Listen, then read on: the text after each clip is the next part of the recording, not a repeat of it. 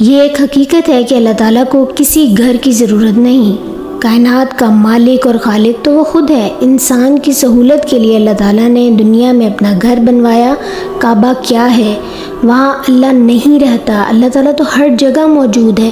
کعبہ سے بڑھ کر تو وہ مومن کے دل میں رہتا ہے، لیکن اللہ کے بندے ہزاروں میل کا سفر طے کر کے وہاں پہنچتے ہیں، دو چادریں لپیٹتے ہیں اور دیوانہ وار اللہ کے گھر کا چکر لگاتے ہیں۔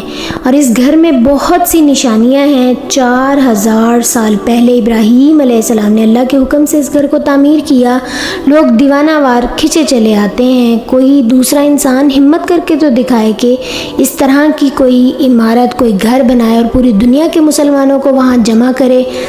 اللہ تعالیٰ نے اس گھر کو شرف قبولیت عطا کیا، اس گھر کو امن کا گھر بنایا، رزق کا مرکز بنایا۔ ابراہیم علیہ السلام کی دعا کو اللہ تعالیٰ نے پورا کیا، نبی کریم صلی اللہ علیہ وسلم کو مبعوث فرما کر۔ 2500 سال تک تو یہ عرب کا مرکز بنا رہا، اور آپ صلی اللہ علیہ وسلم کی بعثت کے بعد دنیا کے تمام مسلمانوں کے لیے یہ گھر مرکز ہدایت بن گیا۔ جو بھی جہاں بھی ہوگا اسی کی طرف منہ کر کے نماز ادا کرے گا، اور ساری دنیا کے مسلمان ایک ہی طرح کا لباس اور ایک ہی محبت کا ترانہ دیوانہ وار پڑھتے ہوئے اس گھر کا طواف کرتے ہیں۔ اور اس ملک کی زبان عربی ہے، اور دنیا میں کوئی ایسا ملک نہیں ہے جس کا رقبہ اتنا وسیع اور عریض ہو اور زبان ایک ہی ہو۔ محبت کیا چیز ہے کسی کو بتانے کی ضرورت نہیں ہے، یہ بیان نہیں کی جا سکتی، جس طرح یہ بیان کرنا ممکن نہیں ہے کہ بھوک، پیاس اور خواہش کیا ہے۔ یہ تو آدمی اپنے دل کے تجربے سے جانتا اور پہچانتا ہے۔ اس کے لیے کسی فلسفے کی، کسی کیمسٹری یا ریاضی کے فارمولے کی یا کسی بھی قسم کے منطقی بیان کی ضرورت نہیں ہوتی۔ دل کی گہرائیوں سے آدمی خوب پہچانتا ہے کہ محبت کیا ہے۔ زبان سے کتنے ہی دعوے کر لیں اور باہر سے کتنے ہی لبادے اوڑھ لیں اور کتنی ہی محبت کے نعرے لگائیں، لیکن محبت دل سے پہچانی جاتی ہے۔ اگر کوئی آپ سے محبت کا دعویٰ کرے تو ہم کیسے فوراً کہہ دیتے ہیں کہ اگر مجھ سے محبت ہوتی تو تم ایسا نہ کرتے۔ جب ہمارا ناقص دل پہچان لیتا ہے کہ محبت ہے یا نہیں ہے، تو اللہ تعالیٰ بھی جانتے ہیں کہ کون اپنے محبت کے دعوے میں سچا ہے اور کون سچا نہیں ہے۔ جس سے محبت ہوتی ہے نا، دھیان بھی اسی کی طرف لگا رہتا ہے، دل میں ہر وقت اسی کی صورت گردش کرتی ہے۔ ہر لمحہ دل چاہتا ہے کہ کسی بہانے سے اس کا ذکر چھڑ جائے۔ کوئی دوسرا نہیں کر رہا تو ہم خود ذکر چھیڑ لیں، مجلس ہو یا تنہائی، بس اسی کا ذکر ہو۔ سچی محبت ہو تو محبوب کا ذکر صرف دل میں یا زبان پر ہی نہیں بلکہ عمل میں بھی ہوتا ہے، یعنی انسان پھر وہی کرتا ہے جو محبوب چاہتا ہے۔ جس سے محبت ہوتی ہے اس سے ملاقات کی خواہش نہیں ہوتی، بلکہ خواہش تو بہت ہلکا سا لفظ ہے، بےتابی، شوق اور بے چینی ہوتی ہے۔ اگر محبوب خود بلا لے تو آدمی سر کے بل بھی اس کے کوچے میں جاتا ہے، ویسے بھی گلی میں چکر لگاتا ہے، پہلے سے جا کر بیٹھ جاتا ہے۔ جس سے محبت ہوتی ہے تو دل یہ چاہتا ہے کہ بس کچھ بھی کریں، کسی طرح سے اس کو خوش کر دیں، اس کی نگاہ خوشنودی ہماری طرف متوجہ ہو جائے۔ جس سے محبت ہوتی ہے اس کی ہر چیز سے بھی نسبت ہوتی ہے، اور پھر وہ چاہے اس کا گھر ہو، اس کا دروازہ ہو یا اس کے گھر کا راستہ، چاہے پاؤں مٹی سے خاک آلود ہو جائیں، لیکن تھکان نہیں ہوتی، بلکہ راستے سے بھی، ان گلیوں سے بھی محبت ہوتی ہے۔ ابراہیم علیہ السلام، ان کی محبت، ان کے رب نے انہیں کہا کہ اپنے آپ کو میرے سپرد کر دو، میرے آگے ڈال دو، میرے آگے بچھا دو۔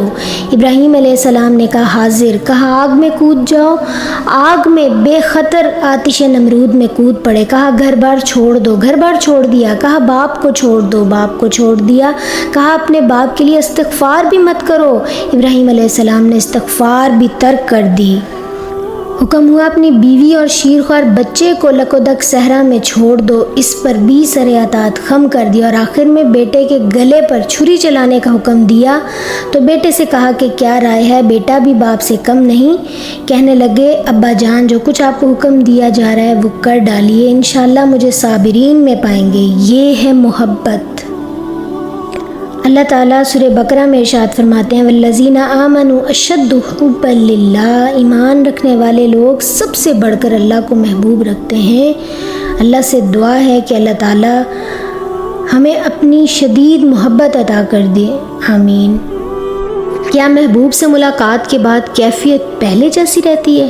نہیں نا، تو پھر یہ کیسے ہو سکتا ہے کہ آدمی جیسا نماز کے لیے گیا ویسا ہی نماز سے واپس بھی آ جائے؟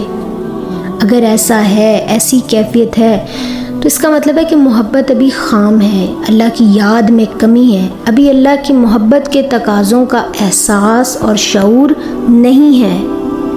اللہ سے محبت کا تقاضا یہ ہے کہ اللہ کے ہر حکم پر لبیک، اللہ کے ہر اذن پر قربان اور فدا ہو جائیں، اللہ کی محبت کے لیے ہر لمحہ اسی جستجو میں گزرے کہ میرا رب مجھ سے راضی ہو جائے۔ اللہ سے محبت کی کسوٹی پر تبھی پورا اتر سکتے ہیں جب ہم ایسے ہو جائیں سمعنا و اطعنا، کہ اللہ کا حکم سن لیا تو بس اطاعت کے لیے فوراً کھڑے ہو جائیں۔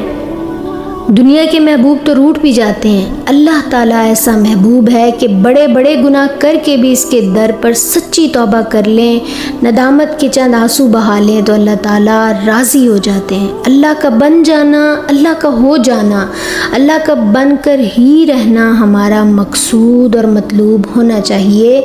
اصلی محبت ہم نے حضرت ابراہیم علیہ السلام سے سیکھنی ہے، وہی ہمارے رول ماڈل ہیں۔ اللہ تعالیٰ نے بھی انہیں اپنا خلیل، اپنا دوست بنا لیا۔ بہت سے لوگ یہ سمجھتے ہیں کہ اللہ تعالیٰ کا قرب بڑی مشکل چیز ہے، یہ تو بڑے اونچے درجے کے لوگوں کا کام ہے، یہ تو اولیاء اللہ کے حصے میں آ سکتا ہے، لیکن اللہ تعالیٰ نے تو اپنا دروازہ ہر ایک کے لیے کھول رکھا ہے۔ وہ تو خود نیچے دنیا کے آسمان پر آتا ہے اور کہتا ہے کہ آؤ مجھ سے مانگو، بس اتنا ہی تو وہ چاہتا ہے کہ اپنا رخ اللہ کی طرف کر لو، اور اگر بہک جاؤ تو کوئی بات نہیں، جب پلٹ کر آؤ گے تو اللہ تعالیٰ کی آغوش رحمت کو کھلا پائیں گے۔ اللہ کی محبت میں عقل کے گھوڑے نہیں دوڑانے، اللہ کے کسی حکم میں لاجکس نہیں دیکھنی۔ عشق حقیقی میں تو آگ بھی گلزار بن جاتی ہے، بس یہ یاد رکھنا ہے کہ ہمارا رب بھی وہی ہے جو ابراہیم علیہ السلام کا تھا۔ ہم بہت کمزور ہیں، نکمے ہیں، پٹری سے اتر جاتے ہیں۔